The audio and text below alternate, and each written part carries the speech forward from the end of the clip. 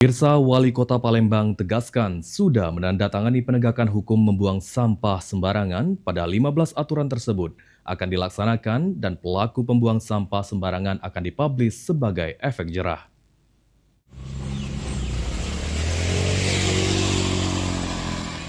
Pemerintah Kota Palembang pada 15 Mei mendatang akan mulai memberlakukan penegakan hukum bagi pembuang sampah sembarangan. Terkait hal tersebut, Wali Kota Palembang Ratu Dewa menegaskan SOP maupun surat keputusan sudah ditandatangani.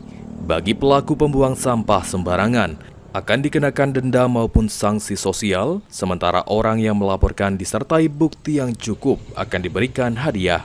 Sebagai efek jera, pelaku pembuang sampah sembarangan akan dipublish. Dan untuk itu Kominfo sudah diminta memasang CCTV di lokasi sentral seperti di kolam-kolam retensi.